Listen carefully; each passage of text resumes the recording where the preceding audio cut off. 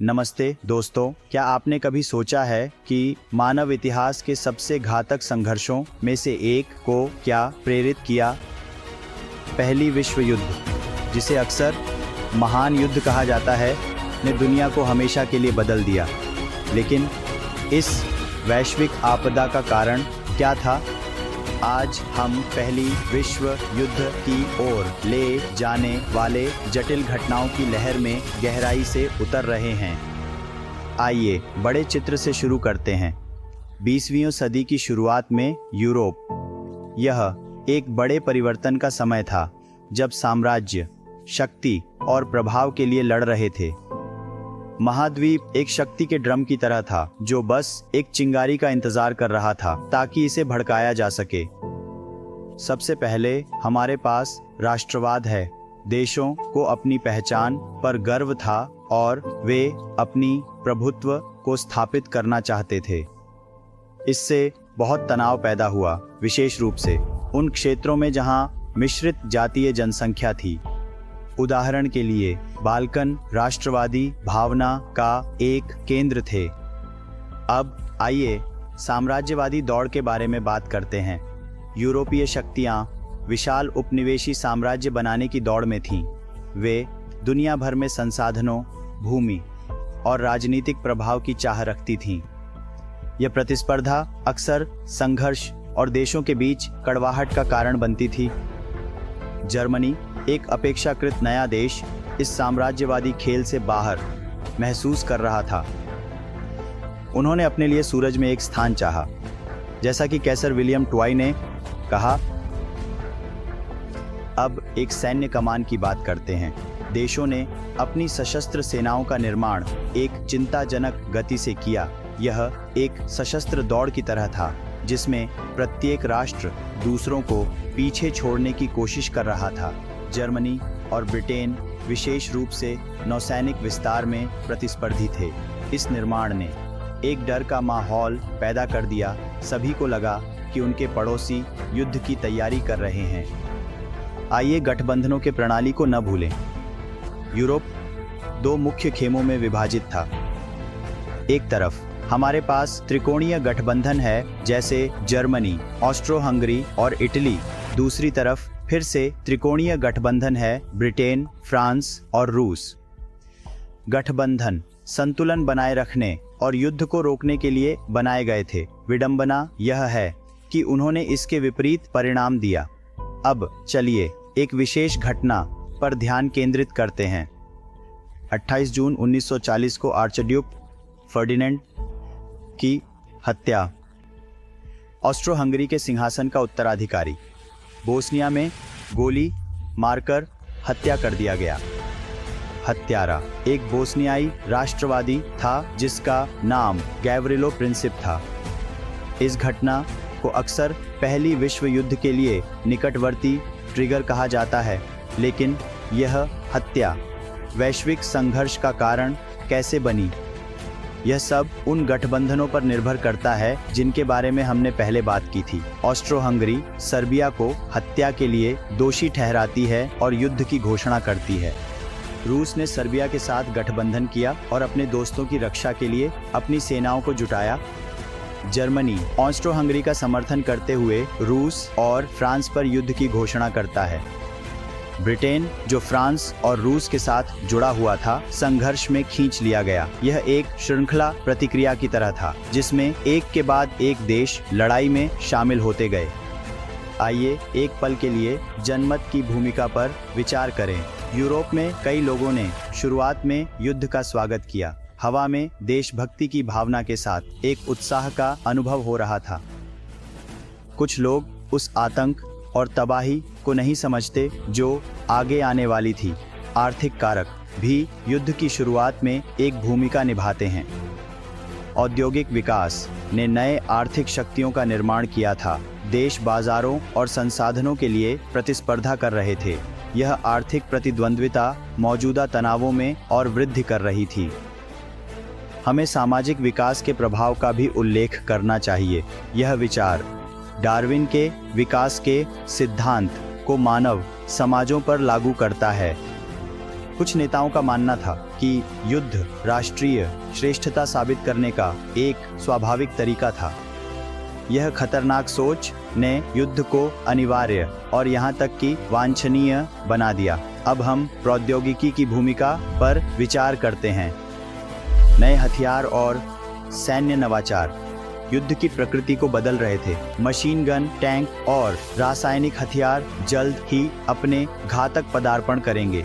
फिर भी कई सैन्य नेता पुराने सोचने के तरीके में फंसे हुए थे।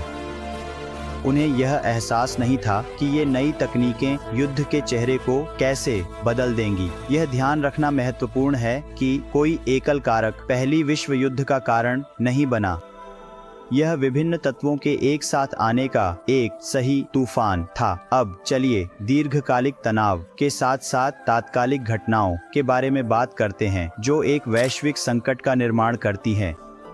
आइए इन कारणों के मानव लागत पर एक पल विचार करें। आने वाले संघर्ष या आने वाले वर्षों में लाखों लोग अपनी जान गंवा देंगे।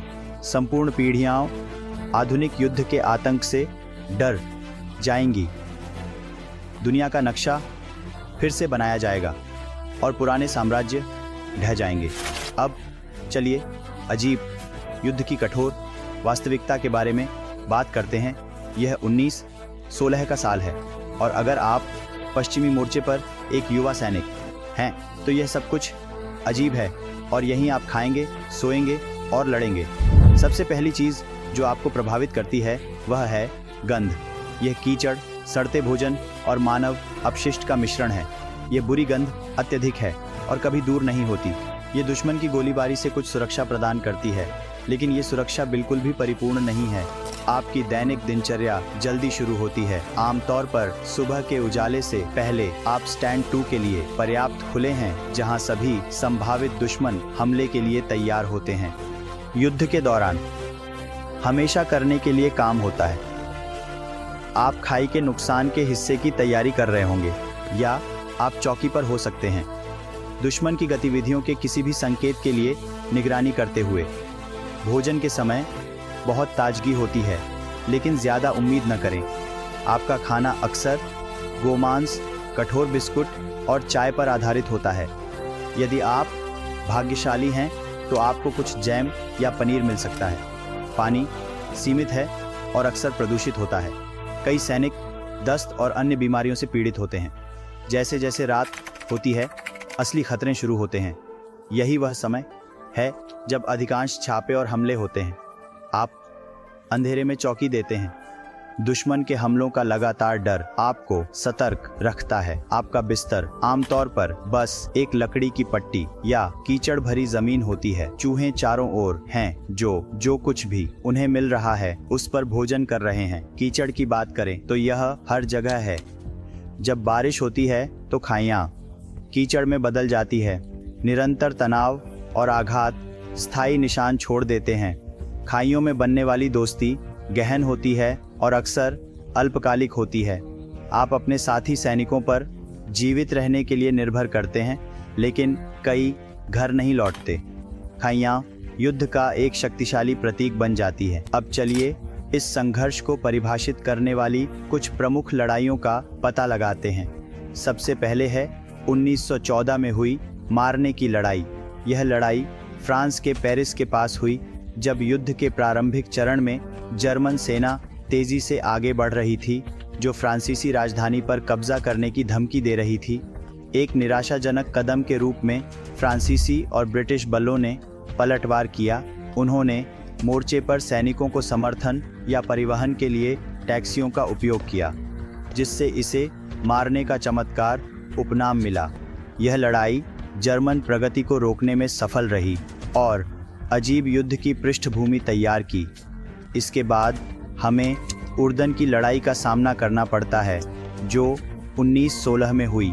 यह मानव इतिहास की सबसे लंबी और सबसे खूनी लड़ाइयों में से एक थी। यह 300 दिनों तक चली और इसके परिणाम स्वरूप 7 लाख से अधिक हताहत हुए। जर्मन सेना ने फ्रांसीसी शहर उर्दन पर हमला किया। उनका लक्ष्य फ्रांस को कमज़ोर करना था, ताकि वे अपने प्रतीकात्मक स्थान की रक्षा करने के लिए मजबूर हों। भारी नुकसान के बावजूद फ्रांसीसियों ने डटे रहने का निर्णय लिया और कहा कि वे नहीं गुजरेंगे। उर्दन फ्रांसीसी दृढ़ता और बलिदान का प्रतीक बन गया। अब हम सोमोन की लड़ाई के बारे में बात करते हैं, जो 1960 में हुई थी। यह एंग्लो फ्रेंच आक्रमण वर्दुन पर दबाव को कम करने के लिए था।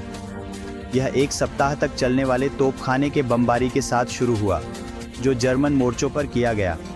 पहले जुलाई को ब्रिटेन की सेनाएं हमले के लिए आगे बढ़ीं। पहले दिन ही ब्रिटेन को 60,000 हताहत हुए।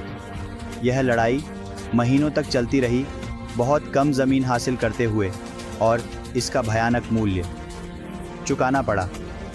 अंत तक 1 मिलियन से अधिक लोग मारे गए या घायल हुए।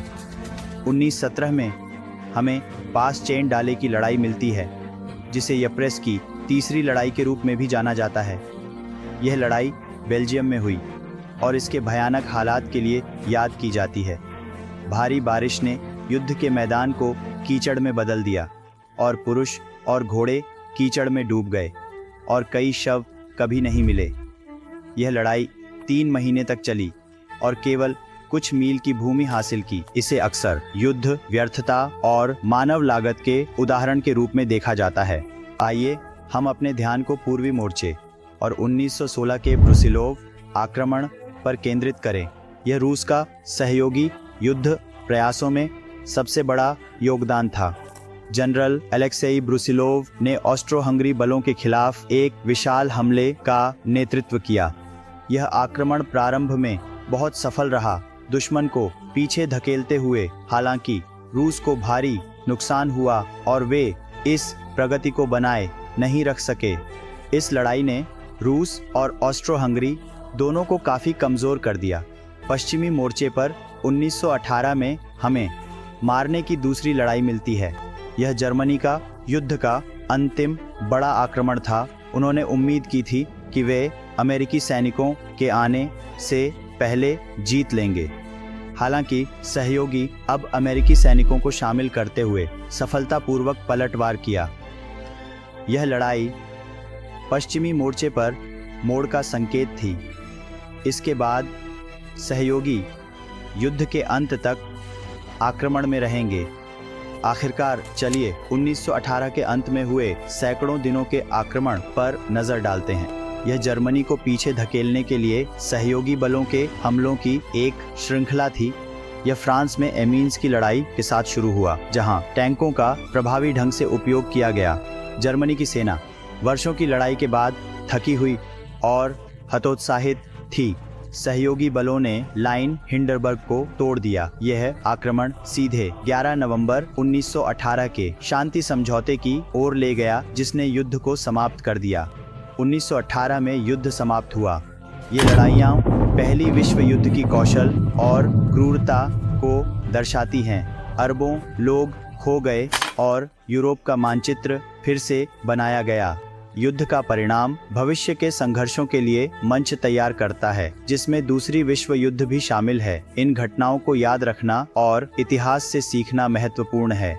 अब चलिए बात करते हैं उस तकनीकी बदलाव की जिसने पहली विश्व युद्ध के पाठ्यक्रम को प्रभावित किया। यह एक दिलचस्प विषय है जिसे अक्सर नजरअंदाज किया जाता है। आइए दृश्य सेट करने से शुरू करते हैं। यह 1914 का साल है और यूरोप युद्ध के कगार पर है। औद्योगिक क्रांति दशकों से पूरी गति में है। नई तकनीकें तेजी से उभर रही हैं, लेकिन कोई भी यह भविष्यवाणी नहीं कर सकता था कि यह नवाचार युद्ध के मैदान को कैसे बदल देगा।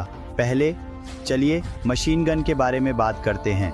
यह हथियार 19वीं सदी के अंत से मौजूद था, लेकिन पहली विश्व युद्ध के दौरान इसकी प्रभावशीलता एक नए स्तर पर पहुंच गई। मशीन गन प्रति मिनट सैकड़ों राउंड फायर कर सकती थी। अब हम खेल बदलने वाले आविष्कार टैंक की ओर बढ़ते हैं। ब्रिटेन ने 1960 में सोम के युद्ध क्षेत्र में टैंक का परिचय दिया। यह सशस्त्र वाहन खाइयों को पार कर सकता था। उन्होंने सैनिकों के लिए सुरक्षा और गतिशीलता में आग की शक्ति प्रदान की। प्रारंभिक टैंकों में निश्चित रूप से विश्वसनीयता की कमी थी, लेकिन उन्होंने आधुनिक सशस्त्र युद्ध के लिए मार्ग प्रशस्त किया। स्की में विमानन प्रौद्योगिकी तेजी से विकसित हो रही थी। संचार प्रौद्योगिकी ने पहली विश्व युद्ध में महत्वपूर्ण भूमिका निभाई। टेलीफोन ने कमांडरों और सैनिकों के बीच तेजी से संचार की अनुमति दी। रेडियो धीरे धीरे महत्वपूर्ण होता गया, विशेष रूप से नौसेनाओं और वायु संचालन के समन्वय के लिए। लेकिन ये नई तकनीकें इंटरसेप्शन के लिए कमजोर थीं। इससे एन्क्रिप्शन और कोड ब्रेकिंग में प्रगति हुई। रासायनिक हथियार युद्ध की सबसे भयानक नवाचारों में से एक थे। क्लोरीन गैस का पहला उपयोग जर्मनी द्वारा 1915 में यप्रेस में किया गया था। बाद में फॉस्जीन और सरसों गैस जैसी और भी घातक गैसें विकसित की गईं। इन हथियारों ने अत्यधिक दुख का कारण बना और गैस मास्क के विकास की ओर ले गए। चिकित्सा प्रौद्योगिकी भी युद्ध के दौरान उन्नत हुई। घावों के इलाज और संक्रमण को रोकने के लिए नई तकनीकों का विकास किया गया। एक्सरे के उपयोग ने डॉक्टरों को गोली के स्थान का पता लगाने में मदद की। रक्त आदान अधिक सामान्य हो गया, जिससे अनगिनत जीवन बचाए गए। पहली विश्व युद्ध के दौरान परिवहन में महत्वपूर्ण सुधार हुआ। रेलवे सैनिकों और आपूर्ति को स्थानांतरित करने के लिए महत्वपूर्ण थे। मोटर वाहन, जिसमें ट्रक और एम्बुलेंस शामिल हैं, अधिक सामान्य हो गए। इस बढ़ी हुई गतिशीलता का युद्ध पर स्थायी प्रभाव पड़ेगा। अब हम पहली विश्व युद्ध के प्रभाव के बारे में बात करते हैं। घरेलू मोर्चे पर यह केवल सैनिकों और खाइयों के बारे में नहीं है, बल्कि यह इस बारे में है कि युद्ध के पीछे रह गए लोगों के लिए रोजमर्रा की जिंदगी कैसे बदल गई। महान युद्ध ने कई देशों में घरेलू मोर्चे पर गहरा प्रभाव डाला। चलिए हम अर्थव्यवस्था से शुरू करते हैं। जब पुरुष युद्ध के लिए गए तो महिलाओं ने पारंपरिक पुरुष भूमिका निभाई। उन्होंने कारखानों, कार्यालयों और खेतों में काम किया। इस बदलाव ने युद्ध गतिशीलता को बदल दिया। इसने लिंग भूमिकाओं के बारे में लंबे समय से चली आ रही धारणा को बदल दिया। संयुक्त राज्य अमेरिका में महिलाओं की कार्यबल में भागीदारी युद्ध के दौरान 6.3% बढ़ गई। ब्रिटेन में उद्योग में काम करने वाली महिलाओं की संख्या 1.5 मिलियन बढ़ गई। यह परिवर्तन केवल संख्याओं के बारे में नहीं था, यह सामाजिक मानदंडों में एक महत्वपूर्ण बदलाव का प्रतिनिधित्व करता था। इस युद्ध ने अर्थव्यवस्था में सरकारी हस्तक्षेप को भी जन्म दिया। कई देशों में लोगों ने राशनिंग प्रणाली लागू की। लोगों को भोजन, ईंधन और अन्य आवश्यकताओं की सीमित पहुंच के अनुसार अनुकूलित होना पड़ा। ब्रिटेन में चीनी पहली वस्तु थी जिसे 1970 में राशन करने का प्रयास किया गया। 1918 में मांस, मक्खन, पनीर और मार्जरीन भी राशन किए गए। युद्ध प्रयास के लिए विशाल औद्योगिक उत्पादन की आवश्यकता थी और कारखाने उपभोक्ता वस्तुओं के उत्पादन से सैन्य आपूर्ति की ओर स्थानांतरित हो गए। इस परिवर्तन ने रोजमर्रा की वस्तुओं की उपलब्धता को प्रभावित किया। लोगों को कम में काम चलाना सीखना पड़ा। उन्होंने विजय बागों में अपना भोजन उगाया। उन्होंने सामग्रियों का पुनः उपयोग और पुनर्चक्रण किया। इस युद्ध का सार्वजनिक स्वास्थ्य पर प्रभाव पड़ा। 1918 स्पेनिश फ्लू महामारी ने विश्व भर में लाखों जिंदगियां ली। 1919 ने विश्व भर में लाखों जिंदगियों का दावा किया। सैनिकों की आवाजाही संभवतः इसमें योगदान दे रही थी। युद्ध के कारण वायरस का प्रसार हुआ। शिक्षा भी एक ऐसा क्षेत्र था जो युद्ध से प्रभावित हुआ। कई स्कूलों को शिक्षक की कमी का सामना करना पड़ा क्योंकि शिक्षकों ने सेना में शामिल हो गए। कुछ स्कूल बंद हो गए या कम समय के लिए संचालित हुए। बच्चों को अक्सर घर पर अधिक जिम्मेदारी लेनी पड़ी। इस स्थिति ने शिक्षा पर दीर्घकालिक प्रभावों के बारे में चिंताओं को जन्म दिया। युद्ध ने संस्कृति और मनोरंजन पर भी प्रभाव डाला। प्रचार सरकारों के लिए एक शक्तिशाली उपकरण बन गया। वे पोस्टर, फिल्में और संगीत का उपयोग करते हैं ताकि युद्ध के लिए समर्थन या नैतिकता को बढ़ावा दिया जा सके। चार्ली चैपलिन की फिल्म शोल्डर आर्म्स 1918 में बनाई गई, जो युद्धकालीन अनुभवों को संबोधित करने के लिए हास्य का उपयोग करती है। लोकप्रिय संगीत उस समय के मूड को दर्शाता है। जॉर्ज कोहेन द्वारा ओवर देयर जैसे गाने युद्ध प्रयासों के लिए समर्थन करते हैं। देश ने यह भी बदल दिया कि लोग समाचार कैसे प्राप्त करते हैं। अखबार के प्रदाता नियमित रूप से मोर्चे से अपडेट करते हैं। इस जानकारी के निरंतर प्रवाह ने लोगों के मन में युद्ध को बनाए रखा। ये सेंसरशिप और समाचार स्रोतों की विश्वसनीयता के बारे में भी सवाल उठाता है। युद्ध का समाज पर गहरा तकनीकी प्रभाव पड़ा। परिवारों को विदेश में लड़ रहे प्रियजनों की चिंता हमेशा बनी रहती थी। समुदायों ने कठिन समय के दौरान एक दूसरे का समर्थन करने के लिए एकजुट हो गए। सरकारों ने संघर्ष को वित्त पोषित करने के लिए नए कर लगाए और युद्ध बांड बेचे। यह वित्तीय बोझ राष्ट्रीय अर्थव्यवस्थाओं पर दीर्घकालिक प्रभाव डालेगा। भारत में युद्ध में भागीदारी ने ब्रिटिश शासन से स्वतंत्रता की मांग को मजबूत किया। इसी तरह की भावना अन्य उपनिवेशों में भी बढ़ी। 1918 में युद्ध का अंत यह नहीं दर्शाता था कि सब कुछ सामान्य हो गया। स्पेनिश फ्लू महामारी ने जीवन का दावा करना जारी रखा। फिर भी युद्ध ने सकारात्मक बदलावों को भी जन्म दिया। युद्ध के दौरान महिलाओं के योगदान के कारण 19वीं सदी के 20वें दशक में संयुक्त राज्य अमेरिका ने 19वां संशोधन पारित किया, जिसने महिलाओं को मतदान का अधिकार दिया। इसी तरह की प्रगति अन्य देशों में भी हुई। अब चलिए वर्साई की संधि और इसके दूरगामी परिणामों पर चर्चा करते हैं। यह सिर्फ एक पुराना कागज नहीं है, यह वह समझौता है जिसने पहली विश्व युद्ध को समाप्त किया और वैश्विक तनाव के लिए मंच तैयार किया। जिस संधि का वे मसौदा तैयार करने जा रहे हैं, उसके परिणाम इतिहास में गूंजेंगे। पहले आइए मुख्य खिलाड़ियों पर नजर डालते हैं। हमारे पास जॉर्ज क्लेमेंट हैं, ताज़ा प्रधानमंत्री जिसे बाघ के नाम से जाना जाता है। फिर एक ब्रिटिश प्रधानमंत्री डेविड जॉर्ज हैं, जो सजा और संतुलन बनाने की कोशिश कर रहे हैं। और मत भूलिए अमेरिकी राष्ट्रपति वुडरो विल्सन आदर्शवादी हैं और स्थायी शांति की उम्मीद कर रहे हैं। दूसरी ओर हमारे पास पराजित जर्मन हैं, जिन्हें बातचीत में आमंत्रित भी नहीं किया गया। अब यह वास्तव में जर्मनी के लिए क्या किया? खैर, इसने जर्मनी के लिए कुछ काफ़ी कठोर शर्तें निर्धारित की। सबसे पहले जर्मनी को युद्ध शुरू करने की पूरी जिम्मेदारी स्वीकार करनी थी। इसे युद्ध दोष खंड के रूप में जाना जाता था और यह जर्मनी के लोगों के लिए स्वीकार्य नहीं था। संधि ने जर्मनी पर भारी भुगतान भी लगाया। हम आज के पैसे में लाखों डॉलर की बात कर रहे हैं। यह वित्तीय बोझ जर्मनी की अर्थव्यवस्था को कमजोर करने और इसे फिर से खतरा बनने से रोकने के लिए था। लेकिन यही सब कुछ नहीं है। जर्मनी को महत्वपूर्ण क्षेत्रों को छोड़ने के लिए मजबूर किया गया। एलिस लॉरेंस फ्रांस वापस चली गई। पूर्वी जर्मनी के कुछ हिस्से नए बने पोलैंड को दिए गए और जर्मनी ने अपने सभी समुद्री उपनिवेश खो दिए। जर्मन सेना को भी गंभीर रूप से प्रतिबंधित किया गया था। सेना को केवल 100,000 पुरुषों तक सीमित किया गया।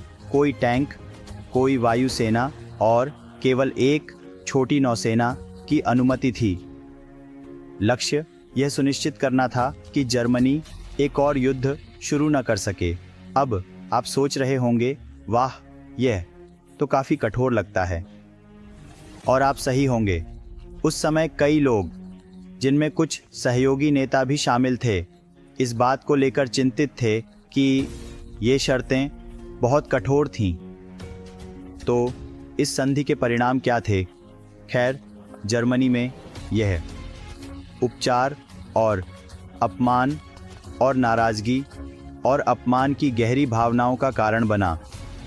कई जर्मनों ने महसूस किया कि उन्हें अन्यायपूर्ण तरीके से दंडित किया गया है, खासकर क्योंकि उन्हें वार्ता प्रक्रिया में भाग लेने की अनुमति नहीं दी गई थी। इस नाराज़गी ने चरमपंथी राजनीतिक आंदोलन के लिए उपजाऊ जमीन तैयार की। इनमें से एक था नाजी पार्टी, जिसका नेतृत्व एडोल्फ हिटलर ने किया। हिटलर ने इस संधि के प्रति गुस्से का उपयोग समर्थन प्राप्त करने और अंततः सत्ता में आने के लिए किया। आर्थिक परिणाम भी गंभीर थे। जर्मनी के लोगों को विशाल भुगतान करने में कठिनाई हुई। इससे 1920 के दशक में हाइपरइन्फ्लेशन हुआ, जहां पैसा लगभग बेकार हो गया। कल्पना कीजिए कि एक रोटी खरीदने के लिए आपको नकद की आवश्यकता है। इसके प्रभाव जर्मनी तक सीमित नहीं थे। इस संधि ने यूरोप का मानचित्र फिर से खींचा, नए देशों का निर्माण किया और सीमाओं को स्थानांतरित किया। इसने कई क्षेत्रों में निरंतर संघर्ष और तनाव को जन्म दिया। कई इतिहासकारों का तर्क है कि वर्साय की संधि की कठोर शर्तों ने दूसरी विश्व युद्ध के लिए मंच तैयार करने में महत्वपूर्ण भूमिका निभाई। यह ध्यान देने योग्य है कि सभी लोग एक संधि के प्रभाव पर सहमत नहीं हैं। कुछ का तर्क है कि यह इतनी कठोर नहीं थी कि जर्मनी को अपनी सैन्य शक्ति को फिर से बनाने से रोक सके, जबकि अन्य कहते हैं कि असली समस्या संधि नहीं थी, बल्कि इसे लागू करने का तरीका था। चलिए हम थोड़ी तेजी से आगे बढ़ते हैं और देखते हैं कि दूसरी विश्व युद्ध के बाद के दीर्घकालिक प्रभाव क्या थे। विश्व नेताओं ने महान युद्ध की गलतियों से सीखने का प्रयास किया। 1945 के बाद पराजित जर्मनी के साथ व्यवहार काफी अलग था। दंड के बजाय ध्यान पुनर्निर्माण और अंतर्राष्ट्रीय समुदाय में एकीकरण पर था। इस दृष्टिकोण ने यूरोपीय संघ के गठन की ओर अग्रसर किया। तो हम इन सभी से क्या सीख सकते हैं? अब आइए पहली विश्व युद्ध के दौरान प्रचार पर चर्चा करें। सबसे पहले आइए पोस्टरों के बारे में बात करें। ये पहली विश्व युद्ध के दौरान हर जगह थे। कल्पना कीजिए कि आप अपनी सड़क पर चल रहे हैं और एक विशाल रंगीन चित्र देखकर जो आपको सेना में शामिल होने के लिए प्रेरित कर रहा है। कैप्शन: आपके देश को आपकी जरूरत है। पोस्टर हमेशा लोगों को युद्ध बांड खरीदने के लिए प्रोत्साहित करते थे। अब चलिए समाचार पत्र की ओर बढ़ते हैं। ये उनके समय के सोशल मीडिया थे। सरकारें जल्दी ही समझ गईं कि उन्हें कहानी को नियंत्रित करने की आवश्यकता है। ब्रिटेन में समाचार पत्रों के संपादक रोजाना सरकार के साथ मिलते थे, यह तय करने के लिए कि कौन सी खबरें प्रकाशित की जाएं। दुश्मन को बुरा दिखाने के लिए आइए बात करते हैं कि प्रत्येक पक्ष ने अपने प्रतिद्वंद्वी को कैसे प्रस्तुत किया। सहयोगियों ने अक्सर जर्मनी को बर्बर के रूप में चित्रित किया। इस बीच जर्मन प्रचार ने सहयोगियों को लालची के रूप में चित्रित किया। उन्होंने अमेरिका की विविध जनसंख्या का उपयोग इसके खिलाफ किया, लेकिन यह केवल दुश्मन को बुरा दिखाने के बारे में नहीं था। प्रचार ने घर पर मनोबल बढ़ाने पर भी ध्यान केंद्रित किया। गाने और कविताएं सैनिकों की बहादुरी का जश्न मनाती हैं। अब यहाँ चीजें वास्तव में दिलचस्प हो जाती हैं। नई तकनीक के उपयोग। पहली विश्व युद्ध ने प्रचार उपकरण के रूप में फिल्म के जन्म को देखा। ये फिल्में फ्रंट लाइन को होम फ्रंट तक लाने का एक शक्तिशाली तरीका थीं, लेकिन इन्हें भारी सेंसरशिप का सामना करना पड़ा। आइए सेंसरशिप को न भूलें, यह जानकारी को नियंत्रित करने का एक बड़ा हिस्सा था। सैनिकों के पत्रों को कड़ी सेंसरशिप का सामना करना पड़ा, लेकिन प्रचार केवल उनके अपने नागरिकों के लिए नहीं था। देशों ने तटस्थ राष्ट्रों को प्रभावित करने की भी कोशिश की। युद्ध में शामिल होने से पहले संयुक्त राज्य अमेरिका एक प्रमुख लक्ष्य था। ब्रिटेन इस मामले में विशेष रूप से प्रभावी था, सांस्कृतिक संबंधों और साझा भाषा का लाभ उठाते हुए। अब चलिए कुछ विशेष अभियानों के बारे में बात करते हैं। ब्रिटेन में एक प्रसिद्ध पोस्टर था, आपने महान युद्ध में क्या किया, जिसमें एक आदमी को अपने बच्चों द्वारा उसके युद्ध योगदान के बारे में पूछे जाने का दृश्य दिखाया गया है। अब चलिए पहली विश्व युद्ध के वैश्विक प्रभाव पर चर्चा करते हैं। यह केवल लड़ाई और अजनबियों की कहानी नहीं है, बल्कि यह एक ऐसी कहानी है कि कैसे एक युद्ध ने सब कुछ बदल दिया, सीमाओं से लेकर विश्वासों तक, प्रौद्योगिकी से लेकर समाज तक। चलिए राजनीतिक परिदृश्य से शुरू करते हैं। पहली विश्व युद्ध ने यूरोप और उससे आगे का नक्शा फिर से खींच दिया। शक्तिशाली ऑस्ट्रो हंगरी साम्राज्य समाप्त हो गया, ऑटोमन साम्राज्य भंग हो गया, जर्मन साम्राज्य गणतंत्र में बदल गया। इस विदेशी साम्राज्य की राख से नए राष्ट्र उभरे। पोलैंड, चेक गणराज्य, स्लोवाकिया सभी युद्ध के बाद जन्मे। मध्य पूर्व पूरी तरह से पुनः आकारित हुआ। ब्रिटिश और फ्रांसीसी ने क्षेत्र को काटकर इराक, सीरिया जैसे नए देशों का निर्माण किया। ये कृत्रिम सीमाएं संघर्ष का कारण बनी, जो आज तक जारी है और मृत्यु तक जारी रहेगी। परिवर्तन केवल गणित में नहीं थे। पहली विश्व युद्ध ने समाज की नींव को हिला दिया। युद्ध से पहले कई लोगों ने मानव प्रगति की अनिवार्यता में विश्वास किया। इस आशावाद को आधुनिक युद्ध की क्रूरता ने चूर-चूर कर दिया। साहित्य, कला और संगीत ने इस नए अंधेरे विश्व दृष्टि को दर्शाया। समाज में महिलाओं की भूमिका में एक बड़ा बदलाव आया। जब पुरुष मोर्चे पर थे तो महिलाएं पारंपरिक पुरुष नौकरियों में कदम रखीं। वे कारखानों में काम करना चाहती थीं या महिलाएं कारखानों में काम करती थीं, बसों में सवारी करती थीं और यहाँ तक कि समर्थन प्रणाली में सेना में भी शामिल होती थीं। ब्रिटेन और यहाँ तक कि संयुक्त राज्य अमेरिका में महिलाओं ने अंततः मतदान का अधिकार प्राप्त किया। पहली विश्व युद्ध का आर्थिक प्रभाव चौंकाने वाला था। यूरोप, जो कभी विश्व अर्थव्यवस्था का केंद्र था, पीछे रह गया। संयुक्त राज्य अमेरिका नई आर्थिक महाशक्ति के रूप में उभरा। जर्मनी, जो युद्ध के प्रभाव से बोझिल था, आर्थिक पतन का सामना कर रहा था। सैन्य संचार के लिए रेडियो तकनीक महत्वपूर्ण थी।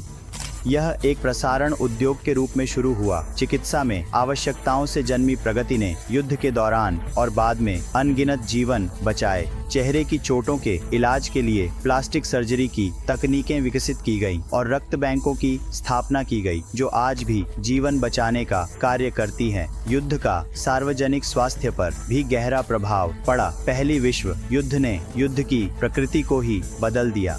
युद्धों के बाद नए राजनीतिक विचारधाराओं का जन्म हुआ। उपनिवेशी साम्राज्य जैसे कि ब्रिटेन ने भारत में और स्पेन ने लैटिन अमेरिका में दरकना शुरू कर दिया। अफ्रीका में 2 मिलियन से अधिक लोग सैनिकों या श्रमिकों के रूप में सेवा कर रहे थे। इस अनुभव ने उपनिवेशी शासन पर उनके दृष्टिकोण को बदल दिया। भारत में युद्ध प्रयासों में योगदान मजबूत हुआ और स्वतंत्रता की मांग की गई। यहाँ तक कि तटस्थ देशों जैसे अर्जेंटीना में भी युद्ध ने व्यापार को बाधित कर दिया। पहली विश्व युद्ध का सांस्कृतिक प्रभाव भी गहरा था। लेखकों और कलाकारों की खोई हुई पीढ़ी उभरी। उन्होंने विश्व मूल्यों पर सवाल उठाए। जाज संगीत, जो अमेरिकी सैनिकों द्वारा यूरोप लाया गया, महाद्वीप भर में फैल गया। यह शक्ति या युद्ध के बाद के युग का साउंड ट्रैक बन गया। समाज में विज्ञान की भूमिका ड्रामेटिकली बदल गई। युद्ध ने वैज्ञानिक प्रगति की रचनात्मक और विनाशकारी संभावनाओं को उजागर किया। इसने वैज्ञानिक अनुसंधान के लिए सरकारी फंडिंग में वृद्धि की। इसने विज्ञान के उपयोग के बारे में जातीय बहसों को भी जन्म दिया, जो आज भी जारी हैं। पहली विश्व युद्ध ने यह भी बदल दिया कि हम अज्ञात सैनिकों के सिद्धांत को कैसे याद करते हैं। युद्ध के अंत के बाद एक संक्षिप्त आर्थिक उछाल देखा गया, लेकिन इसकी नींव कमजोर थी। महान मंदी इसके बाद आई, जो आंशिक रूप से युद्ध के दीर्घकालिक आर्थिक प्रभावों के कारण थी। युद्ध का सामूहिक आघात हर चीज को प्रभावित करता था, जिसमें पालन पोषण की शैली से लेकर लोकप्रिय मनोरंजन तक शामिल था। अब चलिए दुनिया के कुछ सबसे शक्तिशाली साम्राज्यों पर चर्चा करते हैं। युद्ध जटिल गठबंधनों और तनावों की लहर के कारण शुरू हुआ। आइए पहले कुछ प्रमुख साम्राज्यों पर नजर डालते हैं। ऑस्ट्रो-हंगरी साम्राज्य। यह साम्राज्य सदियों से अस्तित्व में था और केंद्रीय यूरोप में एक प्रमुख शक्ति था। यह एक विविध साम्राज्य था, हालांकि यह विविधता आंतरिक तनाव का भी कारण बनी। युद्ध ने साम्राज्य पर भारी दबाव डाला। युद्ध के अंत तक ऑस्ट्रो-हंगरी साम्राज्य पूरी तरह से ढह गया था। यह कई स्वतंत्र देशों में विभाजित हो गया, जिसमें ऑस्ट्रेलिया, हंगरी, चेक और स्लोवाकिया शामिल हैं। अगला, आइए ऑटोमन साम्राज्य पर विचार करें। यूरोप का बीमार आदमी कहे जाने वाला ऑटोमन साम्राज्य कई वर्षों से गिरावट में था।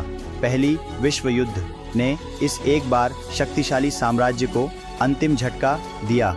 ऑटोमन साम्राज्य ने जर्मनी के साथ गठबंधन किया ताकि खोई हुई भूमि को पुनः प्राप्त किया जा सके, लेकिन उन्हें कई मोर्चों पर हार का सामना करना पड़ा। साम्राज्य ने मध्य पूर्व और उत्तरी अफ्रीका में विशाल क्षेत्रों को खो दिया। युद्ध के बाद ऑटोमन साम्राज्य को समाप्त कर दिया गया। तुर्की एक नए गणराज्य के रूप में उभरा, जबकि अन्य क्षेत्रों ने अलग अलग राष्ट्रों का रूप ले लिया। महान युद्ध के दौरान रूस साम्राज्य में भी एक नाटकीय परिवर्तन आया। प्रारंभ में सहयोगियों का हिस्सा होने के नाते रूस को एक गंभीर सैन्य विफलता का सामना करना पड़ा। खाद्य संकट और आर्थिक समस्याएं प्रमुख मुद्दे बन गई। ब्रिटिश साम्राज्य, जो जीतने वाली पक्ष में था, युद्ध से गहराई से प्रभावित हुआ। संघर्ष ने ब्रिटेन के संसाधनों और मानव शक्ति पर बोझ डाला।